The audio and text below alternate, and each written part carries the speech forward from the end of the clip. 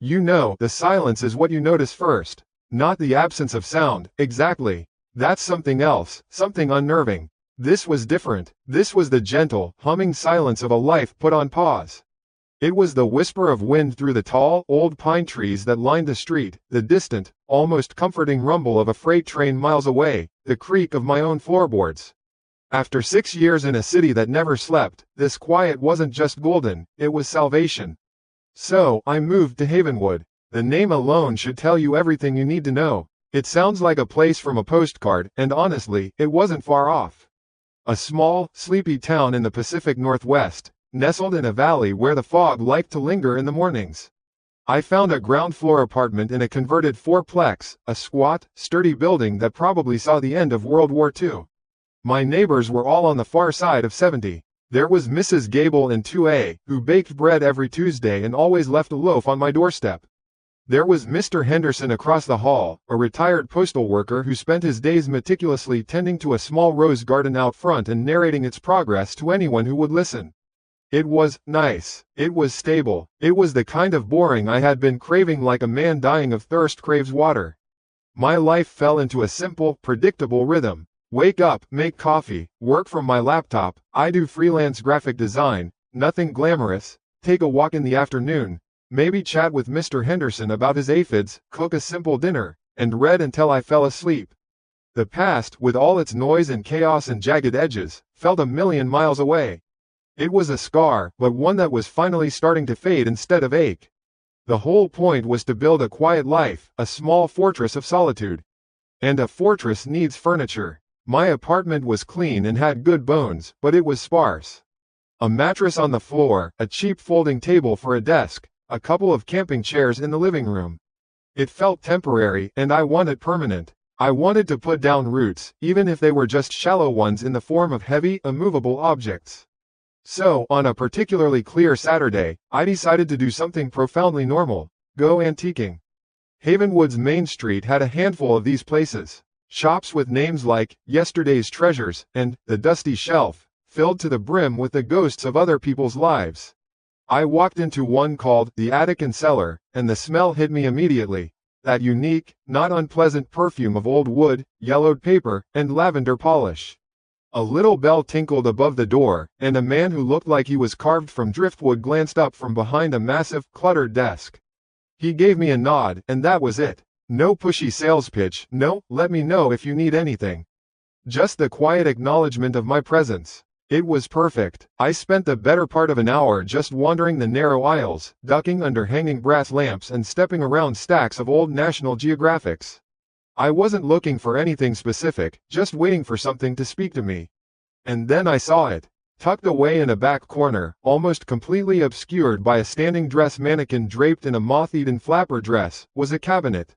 It was nothing fancy, not really. It was made of dark oak, almost black in the dim light of the shop.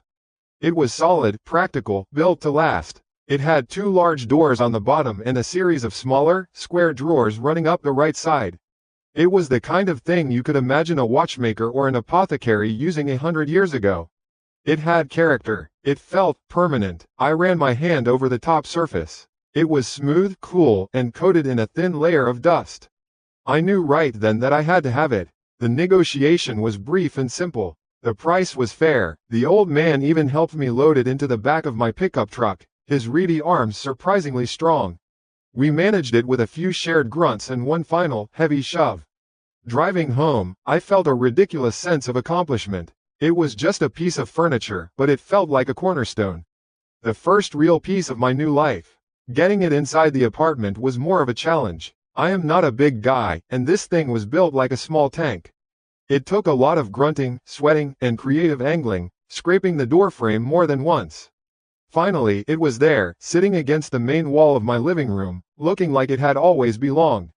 It made the whole room feel more grounded, more real. I spent the rest of the afternoon cleaning it. I got a bucket of warm, soapy water and a soft rag, and I started wiping away decades of accumulated dust and grime.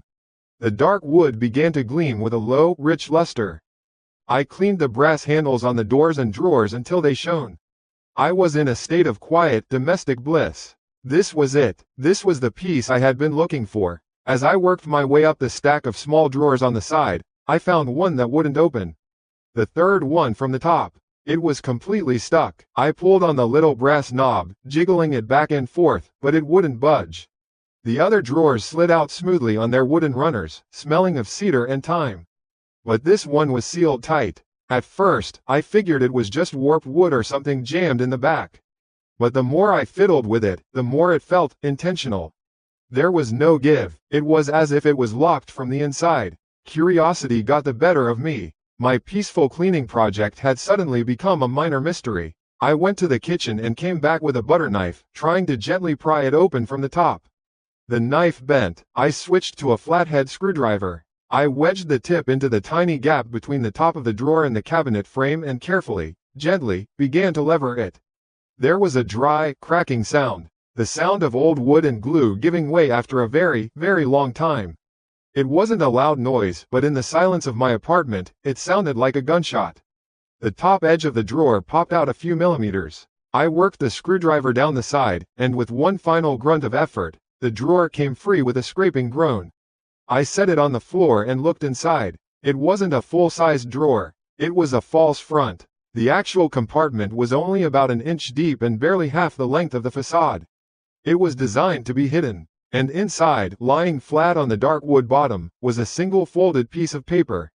My heart did a little flutter. You know, that thrill of discovery. I carefully lifted it out. The paper was old, yellowed to the color of weak tea, and brittle at the creases. It felt like a dead leaf. I unfolded it on the coffee table, my hands feeling clumsy and overly large. It was a map, a hand-drawn map, sketched in faded black ink. As my eyes adjusted, I realized with a jolt that I recognized the layout of the streets. It was a map of Havenwood, not the whole town, but my specific neighborhood. There was my street, Elm Street. There was the corner market. And there, with an unnerving accuracy, was my building. Someone had drawn a small, precise X in red ink on one particular spot.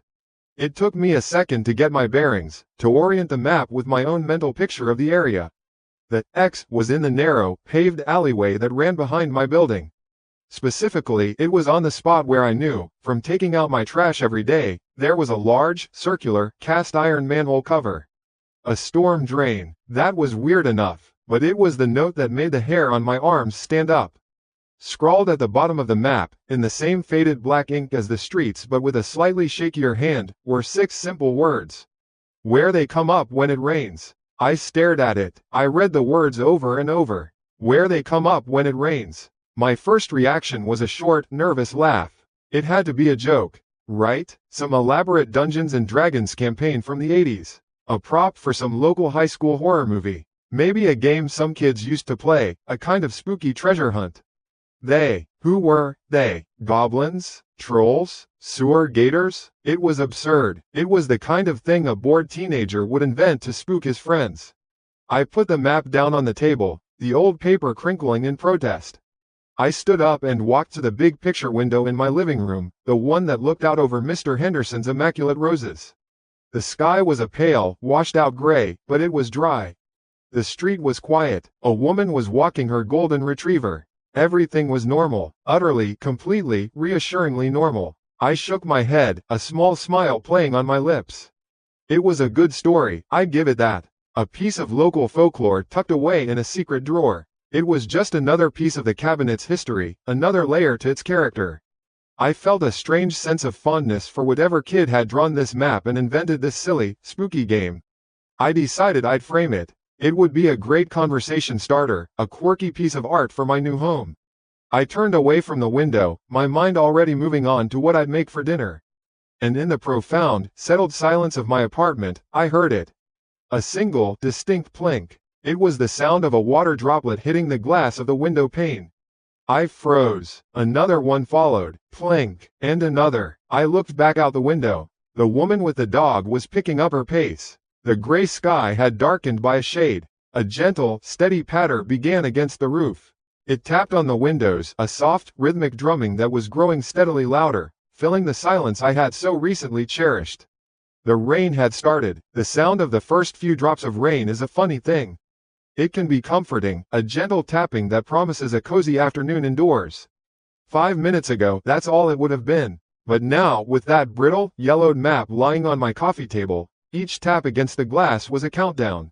It felt personal, like the sky was in on the joke. I tried to laugh it off again. I really did. I picked up the remote, clicked on the TV, and found some mindless game show where people were screaming about the price of blenders. The bright colors and canned laughter felt alien, like a broadcast from another planet, a world where old maps were just old maps. But I couldn't focus. My ears were tuned to a different station. Over the enthusiastic yelling about kitchen appliances, the patter of the rain grew from a gentle drumming to a steady, insistent roar. It was a proper Havenwood downpour now, the kind that sluices the pine needles off the roofs and turns the gutters into miniature rivers. My apartment, which had felt like a fortress of quiet solitude just an hour before, was starting to feel like a cage. The air grew thick and heavy with the smell of wet earth and asphalt. The windows began to weep long, blurry streaks. I kept glancing from the impossibly cheerful TV to the map on the table. Where they come up when it rains. The spidery script seemed to mock me. It was so stupid, so theatrical, and yet, I couldn't shake it. Every sound the old building made, the sigh of the pipes, the gentle groan of wood settling, was no longer comforting. It was a prelude. I got up and paced. From the living room to the tiny kitchenette and back. I was a guy who'd moved here to escape anxiety, to find the kind of boring that heals you. And here I was, spooked by a piece of paper I'd found in a piece of junk store furniture. I felt like an idiot. I told myself it was the move, the isolation. My imagination was just working overtime. It had to be. That's when I heard it. It wasn't a groan of wood or a sigh of pipes. It was a sound from outside, from the back alley. A loud, dry, metallic clang. It cut through the white noise of the rain like a razor. It wasn't the sound of a trash can lid blowing off. That's a clatter, a lighter, more tinny sound. This was heavy. This was the sound of thick, cast iron shifting on concrete. A single, deliberate noise that echoed for a split second and then was swallowed again by the storm. My blood went cold. I mean, ice water in the veins cold. I froze mid-pace, my heart doing a stutter step against my ribs. My brain, trying to be helpful, served up perfectly logical explanations. The wind, a large branch falling on the manhole cover, a car hitting a pothole in the alley. It could be anything. It was probably nothing, but it didn't feel like nothing. It felt like an answer. I stood there in the middle of my living room for what felt like an eternity, just listening. The game show blathered on, oblivious. The rain hammered down, relentless. But underneath it all, there was a new kind of silence. A waiting silence. I was listening so hard it felt like my eardrums were being stretched taut. Listening for what? A follow-up sound? Footsteps? I didn't know, and that was the worst part. Where they come up when it rains. The words weren't just on the paper anymore. They were in my head, a quiet, looping whisper. I walked over and switched off the TV. The sudden quiet in the room was deafening, leaving only the roar of the downpour. The silence was worse. The silence was expectant. I couldn't just stand here. I had to look. I had to prove to my overactive imagination that there was nothing out there. That it was just the wind, that the world was still the boring, rational place I'd moved here to find. My back door, which led to a small concrete patio and then to the alley, was mostly solid wood, but it had a small, rectangular window set in the top half. Same for the kitchen window, which looked out at a similar angle. I decided on the kitchen. It felt safer, somehow. Less direct. I turned off the main living room light, then the small lamp by the reading chair. The room plunged into a deep, shadowy gray, lit only by the faint, watery light filtering through the front windows. I moved slowly, my bare feet silent on the cool floorboards. It felt ridiculous, sneaking around my own home. I was a grown man, for God's sake. I reached the kitchen and peered around the edge of the doorway. The window over the sink was a black rectangle, slick with rain. Beyond it was only the thick, churning darkness of the alley at night, made even more opaque by the storm. I took a deep breath, telling myself how stupid this was, and crept towards it. I didn't want to be silhouetted against the window, a perfect target for what? A prankster? The imaginary sewer goblin from a kid's spooky game? I stayed to the side of the window, pressing my back against the wall. My heart was a frantic drum. I just needed one quick glance. See nothing, feel foolish, and then I could put on the kettle and forget this whole thing. I reached out a trembling hand, my fingers finding the edge of the cheap vinyl blinds. I took another shaky breath, the kind you take before you dive into cold water. Then I nudged the blinds apart, just a fraction of an inch, and pressed my eye to the gap. At first, there was nothing. Just what I expected, a swirling chaos of rain and blackness. My view was of the alley running behind my building and the one next door. The wall of the neighboring building was a dark, wet brick expanse. The pavement below was slick and reflective, like oil. I couldn't even see the manhole cover from this angle. A wave of relief, so powerful it almost made me dizzy, washed over me. See? Nothing. It was nothing. I was an idiot. I started to pull away, a nervous laugh already forming in my throat. But my eye snagged on a single point of light at the far end of the alley. It was an old, ugly sodium vapor street lamp that stood at the corner where the alley met the main road. It cast a sickly, orange-yellow puddle of light on the wet asphalt. And standing in the very middle of that puddle of light, perfectly still, was a shape. It wasn't a person. I mean, it was person-shaped, but the proportions were all wrong. It was tall, taller than a person should be, and rail-thin, like a sketch that had been stretched vertically. It was soaking wet, its form indistinct and shimmering under the downpour, making it look like it was made of shadow and rainwater. It was standing with its back partially to me, facing slightly down the alley, directly towards the area behind my apartment. I couldn't see a face, just the outline of a long, narrow head and hunched, bony shoulders. I stared, my breath trapped in my chest. My mind scrambled, trying to fit this image into a logical box. A teenager in a weird costume. Someone on drugs, lost in the storm. It had to be, but it was the stillness that was so deeply wrong. No one just stands like that in the middle of a torrential downpour. They run for cover. They hunch their shoulders and curse. They move. Then, it did move. It wasn't a normal movement. It didn't turn or take a step. It moved with a twitchy, unnatural jerk, a sudden, sharp pivot of its head to the side, then back again. Like a bird, or an insect. A puppet with a clumsy operator. My blood didn't just feel cold, it felt like it had turned to sludge. The figure took a step. A long, gangling stride that seemed to unfold in sections. It moved out of the street lamp's direct glare, and its form became even more indistinct, a tall smear against the darkness. It took another jerky, lurching step, and then another, moving slowly, deliberately, down the alley. It was coming towards my building. With a final, fluid motion that was terrifyingly fast, it blended completely into the impenetrable shadow between the buildings, disappearing from my sight.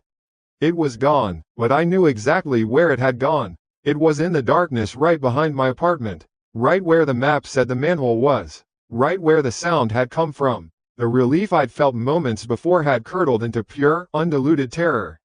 I let the blind snap shut, the plastic slats clattering together with a sound that seemed as loud as a gunshot in the charged silence of my kitchen. I ripped my eye away from the blinds and stumbled backward, my heel catching on the leg of the kitchen table.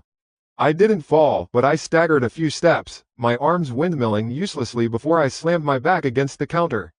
My lungs felt like they had collapsed. I couldn't get any air in. The clatter of the plastic blinds seemed to echo in the sudden, ringing silence of my own head, an absurdly small sound for such a gigantic, world-altering moment.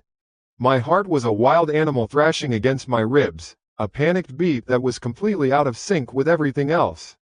My first coherent thought wasn't even a thought, it was more of an image, the way it moved. That lurch, like a stop-motion clay figure, animated frame by painful frame. People don't move like that. Nothing made of flesh and bone and sinew moves like that. I pressed myself harder against the counter, my palms flat on the cool laminate, trying to ground myself.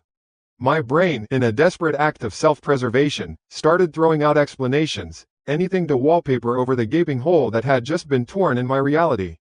It was a person. It had to be. A drug addict, maybe. High on something that makes you twitch and stand in the rain. Or maybe some kid playing a prank, wearing stilts and a weird costume. Right, a prank, in a torrential downpour, in a sleepy town full of retirees, at this time of night. The explanation felt thin and pathetic even as I formed it. The thing is, I'd moved here to Havenwood to get away from, well, everything.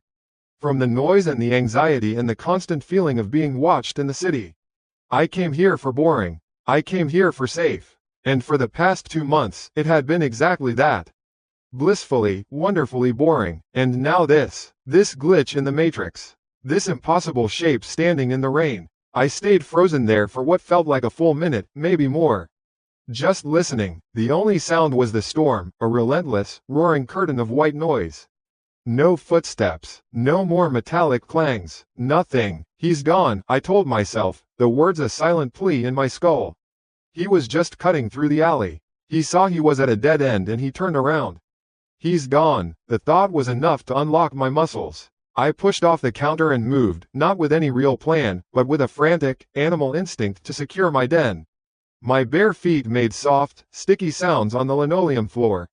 I went to the back door first, the one leading out to the small concrete patio in the alley beyond.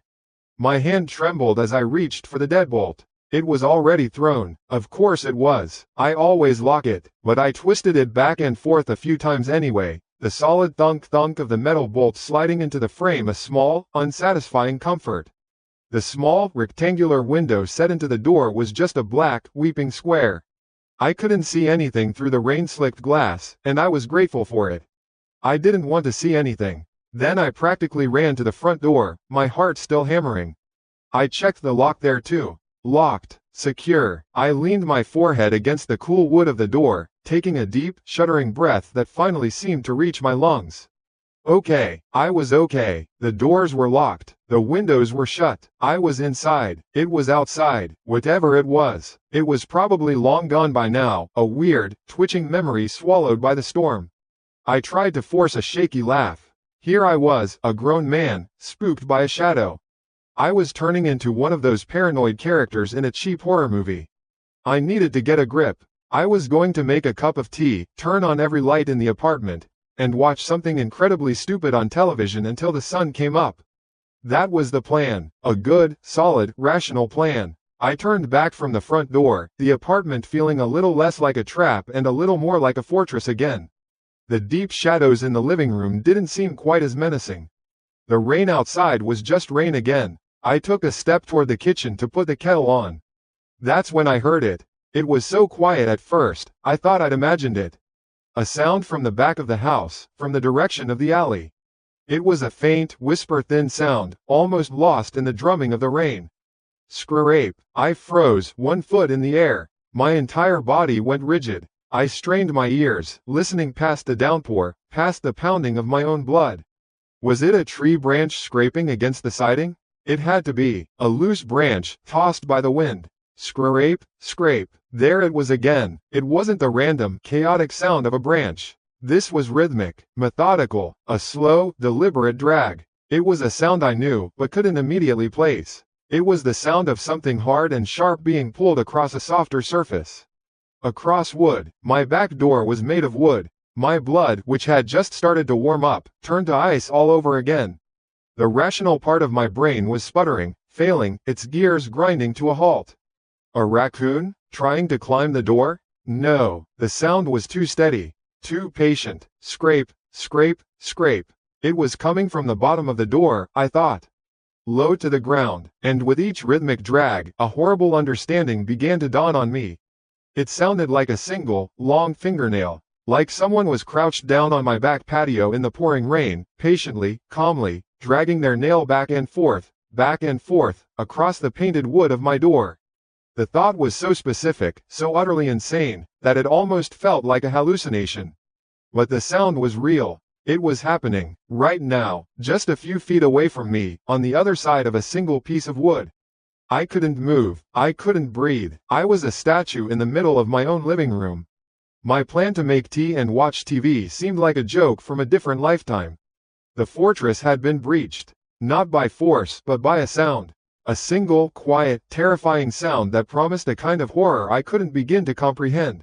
The thing from the alley. The tall, jerky shadow. It hadn't left. It had found my door. It knew I was in here. The sound continued, a maddeningly steady metronome of terror. Scrape, scrape, scrape, scrape. It was the sound of unhurried purpose. It wasn't trying to break in. Not yet. It felt like it was testing. Or maybe it was just announcing its presence. A quiet, patient, I'm here. My mind raced. Call the police? What would I say? There's a scraping sound at my back door. They'd think I was crazy. A prank call. They'd tell me it was just a branch. And what if it was? What if I was losing my mind, spiraling into a paranoia induced by an old map and a stormy night?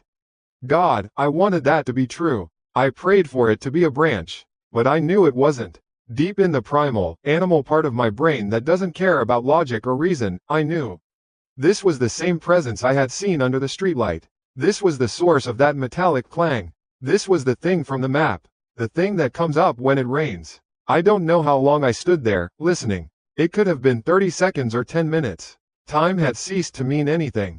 There was only the roar of the rain, the frantic drumming in my chest, and that awful, rhythmic scraping. My muscles ached with tension. My jaw was clenched so tight I thought my teeth would crack. I had to do something. I had to move, but where? Then, it stopped. The sudden silence was somehow louder and more terrifying than the noise it replaced. The absence of the scraping was a physical presence in the room.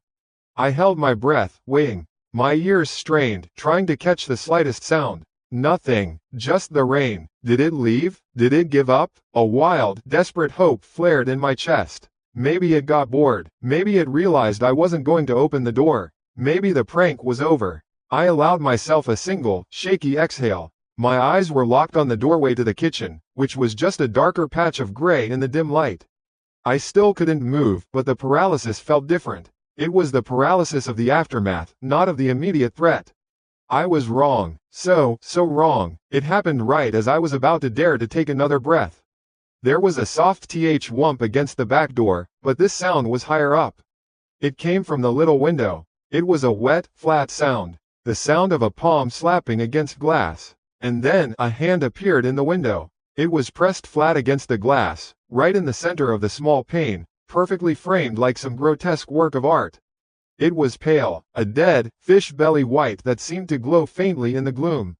It was long and impossibly thin, the fingers like skeletal twigs, the knuckles like swollen, oversized knots. The nails were long and yellowed, caked with a black, greasy filth beneath them. Water ran down the glass around it, tracing the outline of the palm and each hideous finger.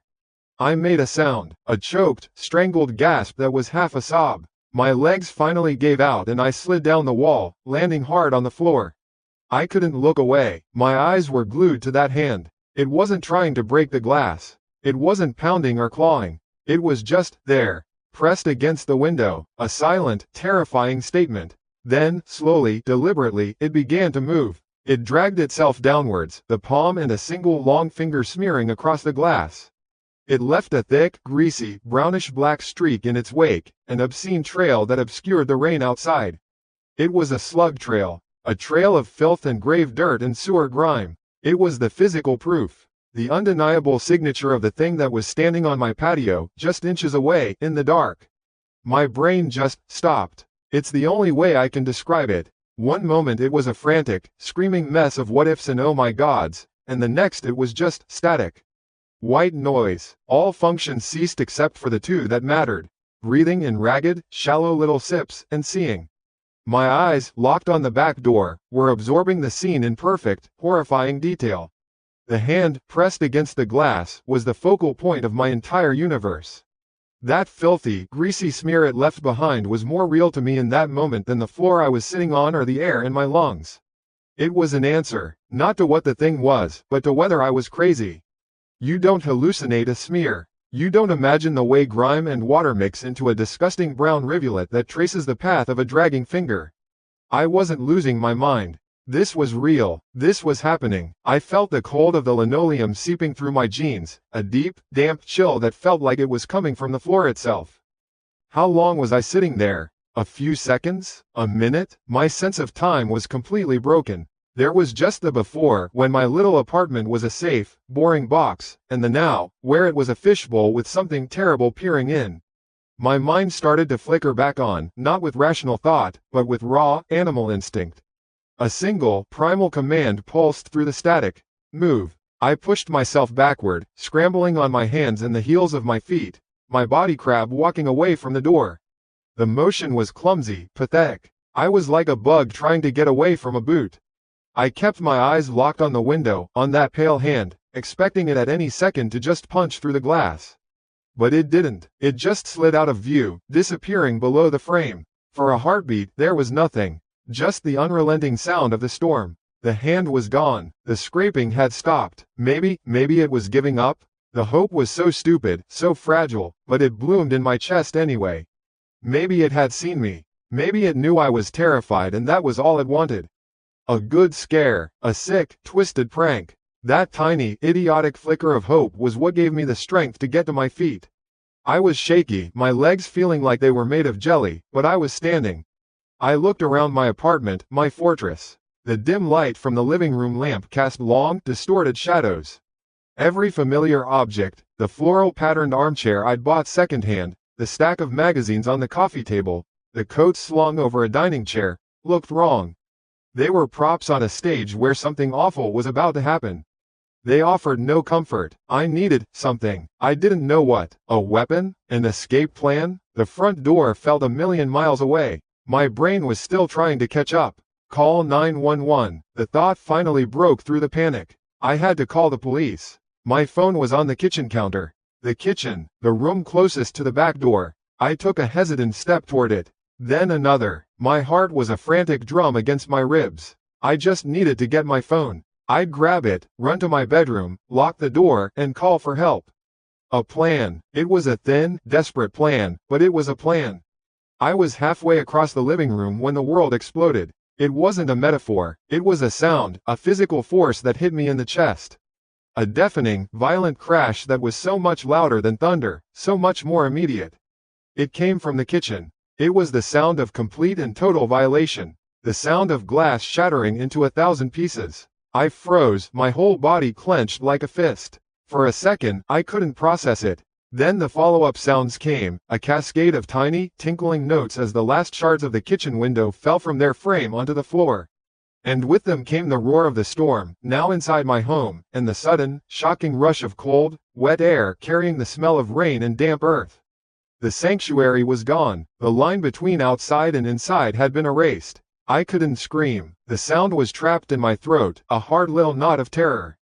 My half-formed plan to get my phone evaporated. I could only stand there, paralyzed, staring into the dark maw of the kitchen doorway. And then, silhouetted against the slightly less dark square of the broken window, a shape moved. It was an arm. It snaked through the jagged opening, impossibly long and thin. It was the same dead white color as the hand, glistening with rain and something else, something dark and slick. It moved with a slow, twitching uncertainty, like it was blind, like it was tasting the air. It wasn't the powerful, purposeful motion of a human burglar. It was eerie, alien. It moved in segments, a joint bending here, a wrist flexing there, independent of each other. Its fingers, long and spidery, brushed against the wall next to the window frame, questing, feeling their way along. My paralysis broke. A jolt of pure, undiluted adrenaline shot through me, so powerful it almost made me sick. This was it. This was the moment. The thing was coming in. It was no longer a question of if, but when. My eyes darted around the room, desperate. The kitchen counter was my only destination now, not for the phone, but for the knife block sitting next to the sink. It was a stupid, suicidal thought. What was I going to do? Fight that thing? But logic had no place here anymore. This was the limbic system talking. This was pure, unthinking survival instinct. I ran. My bare feet slapped against the linoleum, the sound seeming impossibly loud. I didn't dare look back toward the window. I didn't want to see what else might be coming through. I reached the counter, my hand fumbling, closing around the smooth, heavy handle of the biggest chef's knife in the block. It felt cold and foreign in my grip. I wasn't a fighter. I'd never been in a real fight in my life. The knife wasn't a weapon, it was a talisman, a desperate ward against the inevitable. As my fingers tightened around the handle, I heard a new sound. A soft, horrible click. It came from the back door, the sound of a lock turning. My blood went cold. The arm had reached through the broken window, snaked around, and found the deadbolt on the inside of the back door. It had unlocked my house. There was no time to think, no time to plan, only to run. I turned, leaving the kitchen, the knife held out in front of me in a trembling, useless guard. I bolted for the only sanctuary I had left, my bedroom. It was at the other end of the short hallway, past the living room. As I scrambled across the floor, I heard the back door swing open with a low groan, a sound that was almost drowned out by a fresh gust of wind and rain blowing into the house. And with the wind came the footsteps. It wasn't the sound of boots on linoleum. It was a wet, slapping sound. A thick, heavy slop slop slop of something sodden and heavy being dragged across the floor. It was the sound of the sewer. The sound of the grave. It was inside my house. I didn't look back. I couldn't. I threw myself into my bedroom, my free hand grabbing the edge of the door and slamming it shut behind me. The sound echoed in the small space like a gunshot. My heart was trying to batter its way out of my chest. I fumbled with the lock on the doorknob, my fingers slick with sweat. It was a flimsy, residential lock, the kind you can open with a credit card. It felt as useful as a paper shield. I twisted it. The small click was the most pathetic, unsatisfying sound I'd ever heard. I pressed my back against the door, my entire body shaking uncontrollably. The knife was still in my hand, but my knuckles were white, my grip so tight it ached. I held my breath, straining to listen over the roar of the storm and the frantic, deafening pulse of blood in my ears. Schlop, schlop, the footsteps were coming. They had left the kitchen. They were crossing the living room. They were slow, unhurried. Each wet, slapping step was a hammer blow against my sanity. It knew where I was. Of course it knew. It was just a matter of time. Schlop, schlop. They were in the hallway now. Getting closer, louder. I squeezed my eyes shut, pressing my head back against the wood of the door so hard I felt the grain of the paint on my skull. This is it. This is how it ends. In a cheap rental apartment in a town I moved to for peace and quiet. Killed by a shadow from a map. The footsteps stopped. The silence that followed was a physical thing. It was heavy, suffocating. It pressed in on me from all sides. It stopped right outside my door. It was there, just inches away, separated from me by a single, flimsy piece of hollow core wood. My entire world had shrunk to the space of that hallway, to that spot on the other side of the door. I stared at the brass doorknob, my eyes wide in the gloom of the bedroom. I could almost feel the presence on the other side, a cold, damp weight. And then, with an agonizing, silent slowness, the doorknob began to turn. It's a funny thing, muscle memory. You can be certain you're about to die, your brain can be nothing but a slush of pure, high-octane terror, but your body still remembers how to breathe. Short, sharp, useless little gasps, but it's still breathing. My eyes were fixed on the doorknob. The old, cheap brass, tarnished around the edges. It was moving, a slow, deliberate rotation, smooth and silent. It wasn't the frantic jiggling of a person locked out. It was methodical. It was the motion of something that had all the time in the world, something that was savoring the moment. The click of the lock catching was anticlimactic, a tiny, metallic sound that signaled the end of my life. For a second, nothing happened. The knob simply stopped turning. I thought, in a flash of insanity, that maybe it was confused. Maybe it didn't understand how lock worked. Then came the first impact. It wasn't a kick or a shoulder charge. It was a dull, heavy, sickening whump. It sounded wet. It was the sound of a sack of wet cement being thrown against the door. The hollow core wood shuddered, and I felt the vibration go right through my spine as I was pressed against it. My teeth rattled in my skull. I let out a strangled yelp and scrambled away, falling onto the floor and crab walking backward until my back hit the far wall. Whump. Again, louder this time. I saw the cheap wood of the door actually bow inward for a split second. A thin, spidery crack appeared in the white paint, right near the center. It knew the lock was on. It had tried the handle, found it non-compliant, and had moved on to the next logical step, brute force. A person would be shouting, cursing, making noise. This thing was silent, save for the rhythmic, horrible punctuation of its assault. Whump. A splinter of wood popped loose from the doorjamb and skittered across the floor. This was it. I mean, this was really it. The door wasn't going to hold. Maybe 2 more hits? 3? It was a pathetic barrier, a suggestion of privacy, not a real defense. The knife was still in my hand. I was gripping it so hard my knuckles were white and my forearm ached. What was I going to do with it? Seriously, the image of me, a guy who gets winded opening a pickle jar, trying to fend off whatever was on the other side of that door with a kitchen knife was so absurd it was almost funny. Almost. Right now, it was just pathetic. My eyes darted around my bedroom, my last little box of safety in the world. Bed, dresser, closet, the small nightstand by my bed. My gaze landed on the lamp on the nightstand. It was a cheap thing from a department store, with a heavy ceramic base and a flimsy shade.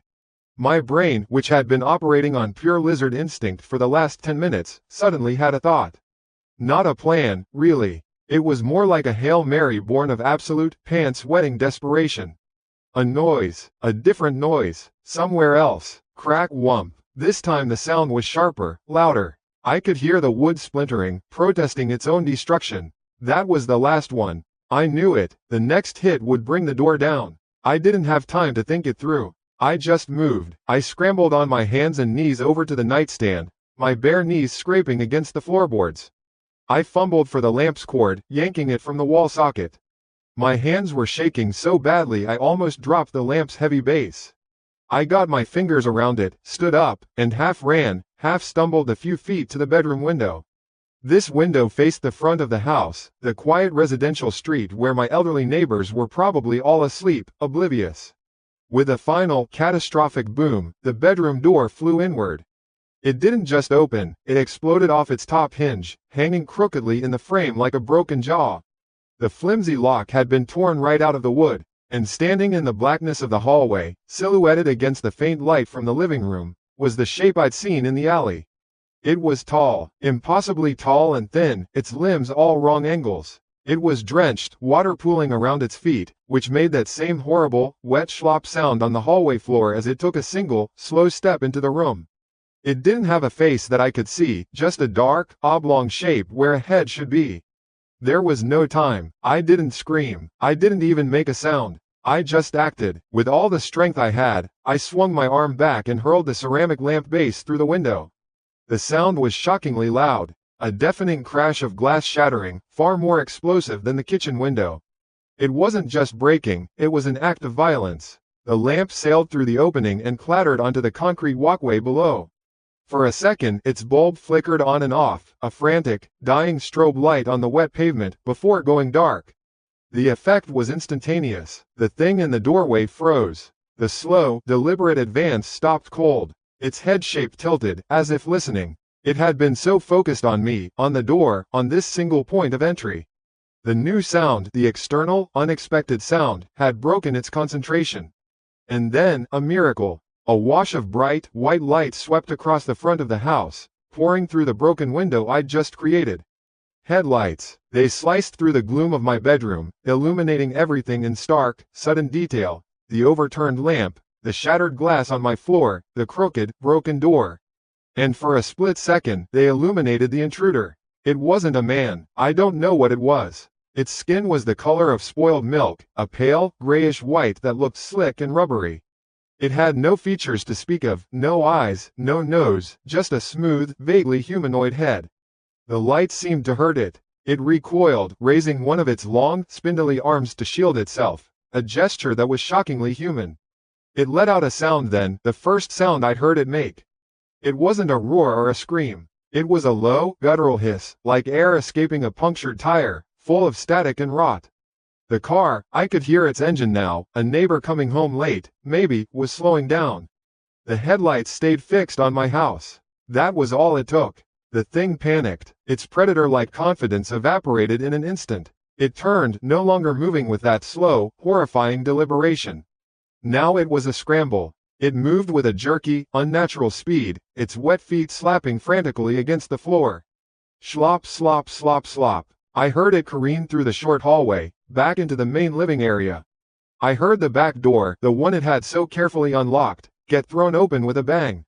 A gust of wind and rain howled through the apartment. Then, the sound of the back door slamming shut again. And then, silence. A silence broken only by the storm, the idling car outside, and the ragged, burning rasp of my own breathing. I stood there for a God knows how long, shaking, the knife still held uselessly in my hand. The beam of the headlights clicked off, and I heard a car door open and close. Muffled voices from outside. Somebody had seen the window. Somebody was calling the police. It felt like an eternity before they arrived, but it was probably only a few minutes.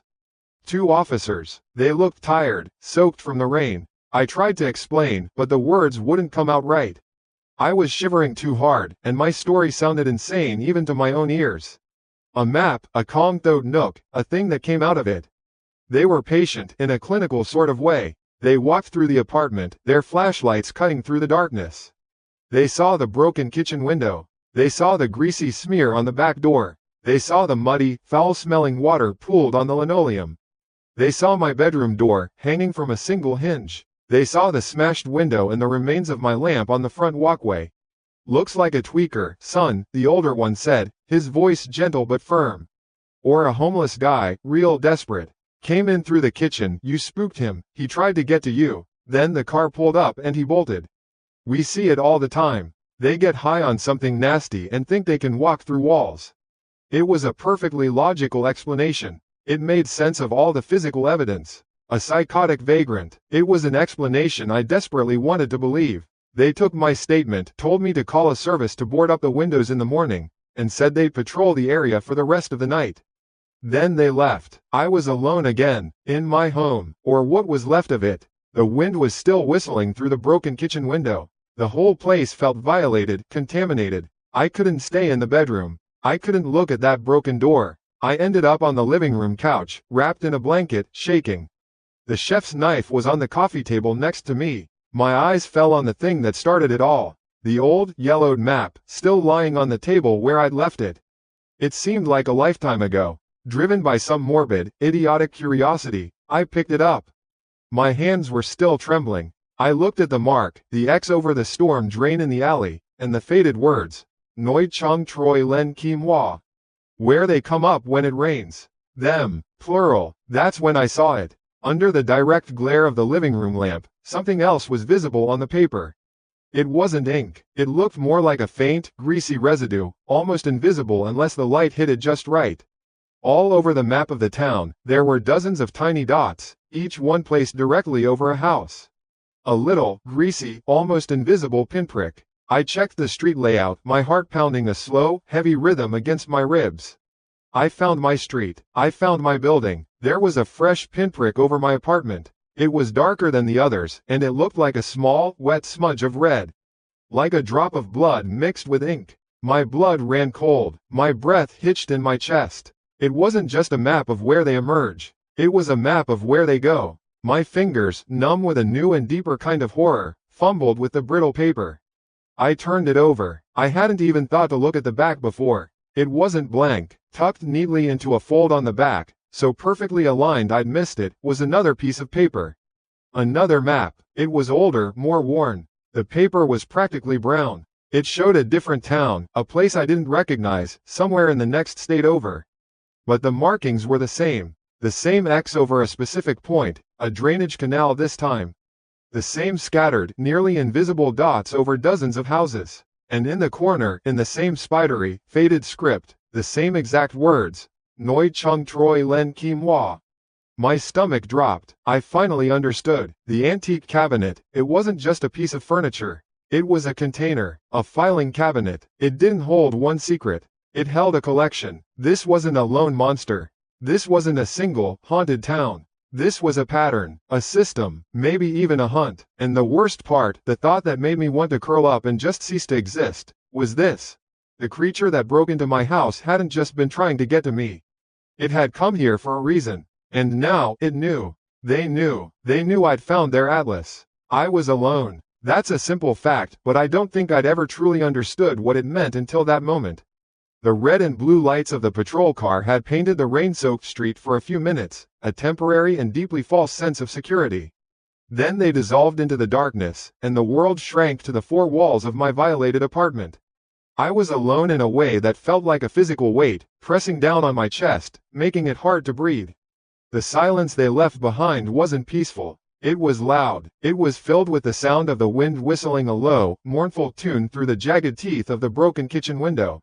It was filled with a rhythmic plink, plink, plink of water dripping from the creature's passage onto the linoleum. My home wasn't a sanctuary anymore. It was a crime scene. It was a cage I had locked myself inside. I didn't move from the couch for a long time. I was wrapped in a scratchy wool blanket, shivering, though the apartment wasn't particularly cold. It was a deeper chill, something in my bones. The big chef's knife, the one I'd grabbed from the block, was on the coffee table. It looked absurd. A toy. What good was that against whatever that was? The older cop's voice echoed in my head. Looks like a tweaker, son. Homeless guy, real desperate. I clung to that explanation like a drowning man to a piece of driftwood. It was logical, it was mundane, it was a horror I could understand. A man, crazed on drugs, breaking in. It happens. It's a story you see on the news. You feel bad for the victim, you lock your doors a little tighter, and you move on. I wanted to believe it so badly. I really, truly did. I tried to make it fit. Okay, so a tweaker breaks the kitchen window. I hear it, I hide. He gets in, can't find me, and comes for the bedroom. The car shows up, and he panics and runs. It almost worked, almost, but it didn't explain the methodical way it tried the doorknob first. It didn't explain the silence. A tweaker would be yelling, screaming nonsense. This thing was as quiet as a hunter. And it didn't explain the wrongness of it. The way it moved, the slick, pale skin, the face with no face. No, the tweaker theory was a cheap bandage on a gaping wound. It wasn't going to hold. My eyes kept drifting to the coffee table, to the map. It lay there, a pale, sickly yellow under the lamplight. The thing that had started all of this. It felt like an artifact from another life, from the naive idiot I was just a few hours ago, the guy who was worried about finding the right spot for a piece of antique furniture. Part of me wanted to crumble it into a ball, take it outside, and burn it until there was nothing left but ash. But another part of me, a morbid, stupid, and overwhelmingly powerful part, needed to look again. I needed to understand. If I was going to die in this little town, I at least wanted to know why. My hands were still shaking as I reached out and picked it up. The paper felt brittle and ancient, but also strangely resilient. I forced myself to look at it, really look at it, not with the frantic glance of before, but with a forensic focus. There was the town, my town, laid out in faded brown ink. There was the big, black X scrawled over the storm drain in the alley behind my building. Noi Chung Troi Len Kim Hua, where they come up when it rains. They, plural, that word had bothered me before, but now it screamed. I held the map directly under the cone of light from the reading lamp, tilting it. That's when my heart, which had been hammering away at a frantic pace, just stopped. For a full second, I think I forgot how to breathe. It wasn't just the X. Under the harsh, direct light, something else became visible. It wasn't ink. It was more like a series of faint, greasy smudges, like someone had touched the map with oily fingers. They were almost invisible, catching the light with a faint, sickening sheen. They were everywhere, dozens of them, tiny, little pinpricks of grease and grime, scattered across the map of the town. And each one was located directly over a house. A cold dread, so pure and so intense it was almost a physical sensation, washed over me. I felt the blood drain from my face. With a trembling finger, I traced the streets, my own neighborhood. My eyes scanned the familiar layout, Elm Street, Oak Avenue, the little park. And there it was, my street, my building, and right over the rectangle that represented my apartment, there was a pinprick. But this one was different from the others. The other marks were faded, almost translucent. This one was fresh. It was darker, and in the center of the greasy smudge was a speck of wet, dark red. It looked exactly like a fleck of dried blood mixed with grime. The bastard hadn't just been a random attacker. I wasn't a victim of opportunity. I was a destination. This wasn't a map of where they emerge. It was a roster. It was a hit list. My stomach churned. I felt a wave of nausea so strong I had to swallow hard to keep from being sick right there on the floor. I let the map fall from my numb fingers. It fluttered back onto the coffee table. So this was it. I was marked. For how long? Was the mark there before I even bought the cabinet? Or did it mark the map after it was here? The thought was paralyzing, but the human mind is a funny thing. Even in the face of absolute, soul-crushing terror, curiosity can be a stubborn, insistent weed. The thought I'd had right before the police came, the thought about the cabinet, circled back. An old piece of furniture, a secret drawer, a container, a filing cabinet. My hands felt like they belonged to someone else as I reached for the map again. My movements were slow, robotic. This time, I didn't look at the front. With a strange, clinical detachment, I turned it over. The back wasn't blank. I'd been so focused on the front, so panicked, I hadn't even checked. Tucked into a neat fold in the paper, so perfectly aligned it was almost invisible, was another sheet. It was stuck to the back with what looked like a dab of old, hardened wax. I used my thumbnail to carefully pry it loose. The paper was even older than the first map, the color of weak tea, and the edges were soft and worn, as if from countless years of handling. It was another map. My breath hitched. This map was of a different place. The street names were unfamiliar: Ridgefield, Porter Creek, a place called Briarwood Crossing. A quick glance at the corner showed the name of a county in the next state over. It was a town I'd never even heard of, but the horror was in the familiarity of the layout. Not the streets, but the markings. It was the same system. Near the bottom of the map, there was a large, crudely drawn X over a spot labeled Old Drainage Canal. And scattered all across the residential areas, like a horrifying rash, were the same tiny, greasy, almost invisible dots. Dozens and dozens of them, each one marking a home, a family, a life. And there, tucked into the bottom right corner, written in the same spidery, faded script, were the exact same words. Noi Chung Troi Len Kim Wa. I dropped both maps onto the couch beside me as if they were burning hot. I stumbled back, my hands flying to my mouth, a choked, strangled sound escaping my throat. It wasn't a secret, it was a collection, it wasn't a haunted town. It was a franchise. The sheer scale of it was incomprehensible. How many maps were in that cabinet? How many towns? How many X's and how many hundreds, maybe thousands, of those little greasy dots? This wasn't some local ghoul that haunted a storm drain. This was organized. This was a network, a hunting ground that spanned, what? States? The whole country? And then, the final, coldest realization of all settled into my mind. It landed with the quiet finality of a coffin lid shutting. I replayed the last few minutes of the attack in my head. The creature in the hallway, the lamp smashing through the front window, the headlights washing over the room. It had recoiled from the light. It had hissed, and then it had fled. The police said the car pulling up had scared it off. A tweaker, spooked by potential witnesses. But that wasn't right. The creature hadn't been frantic or desperate until that exact moment. It had been slow, confident, inevitable. It wasn't acting like a drug addict. It was acting like a predator. And predators don't panic. They reposition. They wait for a better opportunity. Unless the problem wasn't the witness. The problem was the exposure. It didn't flee because it was scared of a fight. It fled because it didn't want to be seen. It didn't want a police report. It didn't want attention drawn to this house, this street, this town. It was protecting something. It wasn't just a hunt, it was a clandestine operation. They move in the rain, in the dark. They use the forgotten, hidden ways into our world. They have their targets chosen, marked on their tidy little maps. And the cardinal rule, the one thing that keeps the whole system working, is that nobody can ever know. It has to look like a robbery gone wrong, a random act of violence, a disappearance that never gets solved. But tonight, the system broke. Tonight, one of them got sloppy. It left evidence beyond a broken window. It left behind its playbook. And it knows. That thing didn't just run away. As it scrambled out my back door and into the storm, it knew what it was leaving behind. It knew that I had found the cabinet. It knew that I had found the drawer. And now, it knew that I was sitting here, in the ruins of my home, holding their atlas. They weren't just going to come back for me. They were going to come back for their map.